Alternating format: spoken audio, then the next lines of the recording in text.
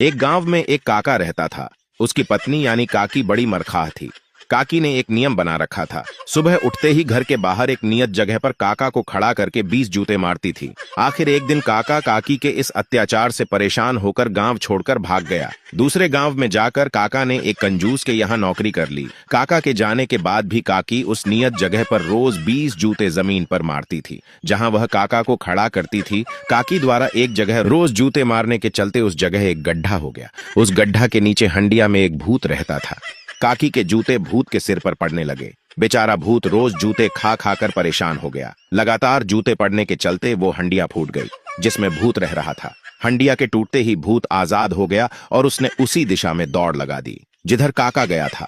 भूत की नजर जब काका पर पड़ी तो वह उसके पास गया और कहने लगा, तू तो यहाँ मौज कर रहा है, लेकिन पीछे से तेरी औरत ने जूते मार मार कर मेरे सिर का एक बाल भी न छोड़ा। बहुत मुश्किल से बचते बचाते भागकर यहाँ आया हूँ। काका कहने लगा, भूत भाई, काकी के जूते से तो बच गया, पर यहाँ कड़ी मेहनत करने के बाद भी सूखी रोटियां ही खाने को मिलती हैं। साला ये कंजूस बहुत शोषण करता है। काका की व्यथा देखकर भूत ने एक उपाय सुझाया। उसने कहा, मैं इस कंजूस के बेटे के शरीर में घुस जाऊंगा और किसी भी तांत्रिक ओझा द्वारा निकालने पर भी नहीं निकलूंगा। तब तू कंजूस से जाकर कहना कि वो तुझे एक मोटी तुझ रकम दे तो तू उसके बेटे के शरीर से भूत निकाल सकता है। इस तरह तुम उससे धन कमाकर आराम से जिंदगी बसर करना, लेकिन एक शर्त है, कंजूस के बेटे के शरीर से निकलने के बाद मैं अन्य किसी के शरीर में घुस जाऊं तो तू वहां मत आना। आ गया तो मैं तेरी गर्दन तोड़ दूंगा। भूत उस कंजूस के बेटे के शरीर में घुस गया। कंजूस ने कई तांत्रिक ओझा बाबाओं को बुलाया, पर उस भूत को उसके बेटे के शरीर से कोई भी न निकाल सका।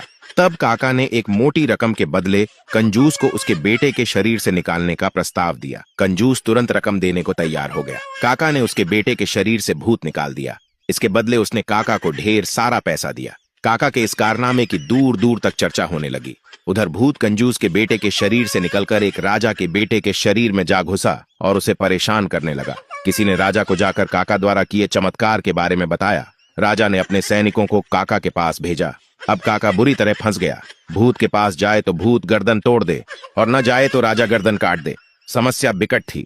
एक तरफ खाई तो दूसरी ओर कुआं। जान बचाना मुश्किल हो गया। मरता क्या न करता। फिर काका ने अपना दिमाग लगाया और महल में जाकर राजकुमार के कमरे में घुसने से पहले अपने कपड़े फाड़ कर चीथड़े चीथड़े कर लिए और अपनी जूतियां हाथ में लेकर राजकुमार की तरफ देखकर कहने लगा, अरे भूत भाग, काकी आ गई है। कहते कहते काका जोर से भागने लगा। काका के पीछे भूत भी राजकुमार के शरीर को छोड़कर काकी के डर से भागने लगा। भूत शरीर से निकलते ही राजकुमार ठीक हो गया और लोग काका की जय जयकार करने लगे। राजा ने उसे बहुत सारा धन इनाम में दिया और फिर काका की जिंदगी